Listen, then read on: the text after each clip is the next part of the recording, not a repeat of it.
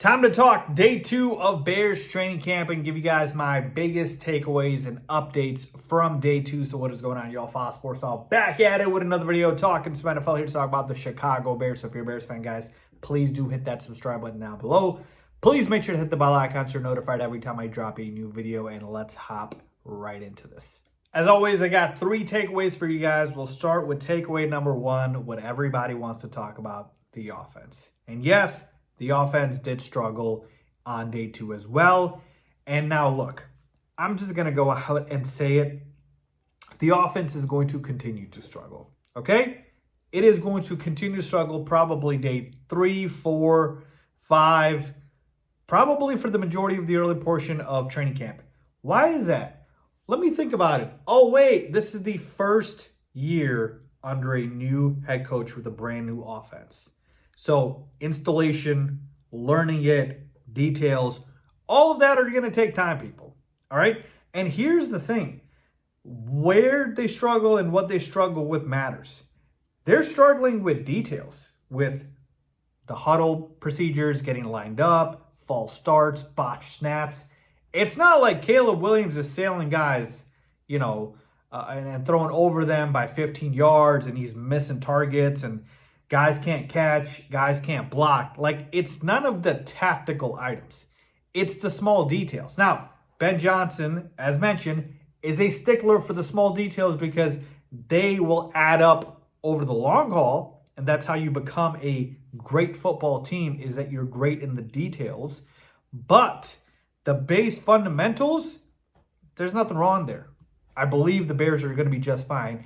And nailing the details is what is going to take a bit. So I am fully expecting the offense to struggle for a while during training camp. It's practice.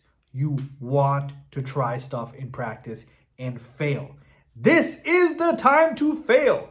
Please, let's stop with the overreactions. I have to talk about this because I saw Colin Cowherd, my guy Colin Cowherd. I'm a fan of Colin. Sometimes he does have these, outlandish takes. And today, again, he had one of those where he's talking about Caleb Williams really struggling and the Bears offense really struggling and Ben Johnson being frustrated with Caleb Williams. Like, what? Come on. This is sensationalizing headlines just to get clicks.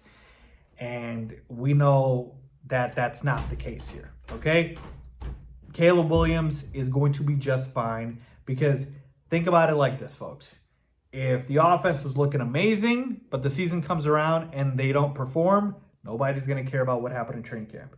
And if the offense looks bad and the season comes around and the offense performs really well, nobody's going to care what happens in training camp. So in a way, this is kind of irrelevant.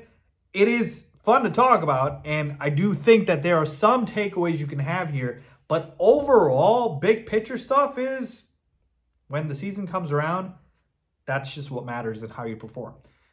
But what I'm basically trying to tell you guys here is I'm not that concerned because we're so early in training camp and because we're talking about the details. If it was easy to learn Ben Johnson's offense, I don't think he'd be that great of a coach.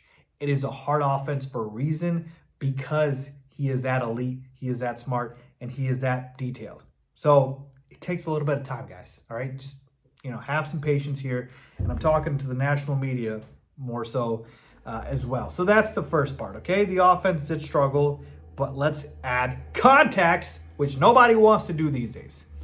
All right, second biggest takeaway, the offensive line battle continues. So we had Kieran Amagaji taking first-team reps at the left tackle spot. I will admit I'm a little surprised here, not in the sense of guys rotating, but I'm an Ozzie Trapilo guy, so I thought maybe he'd have the crack at the left tackle spot for a few practices, but they're really just rotating guys in here, and Braxton Jones is going to get in as well, so I shouldn't really be surprised, honestly. And now, look, at the end of the day, it's not about my ego. I want the best guy to win the job. I want it to be, whether it's Braxton Jones, Ozzie Trapilo, or Kieran Amagaji. I would be surprised if Kieran wins the job because I think he's the most raw and least talented out of the 3. But he might have the most upside. Who knows? So we'll see. I'm expecting Braxton Jones to, of course, get in here very soon and rotate as well.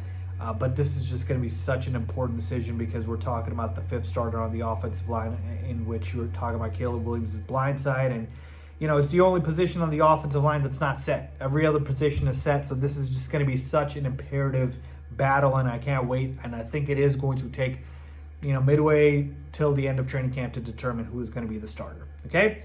And finally, takeaway number 3, I got some interesting tidbits here. Kyle Manangai, the rookie running back that we drafted in the 7th round, had a standout run today, a long run, which he juked out some Bears players. So I think he's a guy who's going to make some noise, maybe not early on, but a little bit later on in the season. And man, Kyle Manangai might be the reason we did not add another running back in the offseason. Because if you think about it, you know Swift and Roschon wouldn't be enough, but maybe they like what they've seen from Kyle Manangai, and there's a world in which he could be the starting running back for the Bears. I'm not expecting it to happen, but it certainly could towards the back half of the year.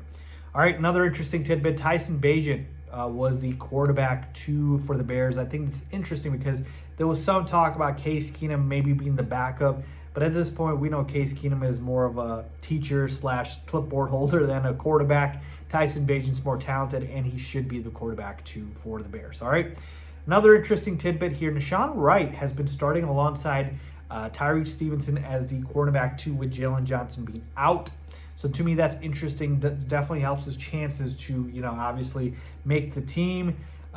You know, obviously the guys that are in front of him, Terrell Smith and even the rookie Zaf Frazier, you would think maybe those are the guys that are stepping up, but it's been him. So to me, you know, kudos to him for being able to play his way into that, and we'll see what happens.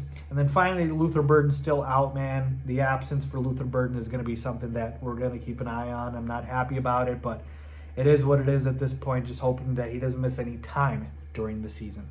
So there you have it, folks, my 3 biggest takeaways for the Bears from day 2. Let me know what you guys think about that. Leave a comment down below with your thoughts as always. Thanks for watching.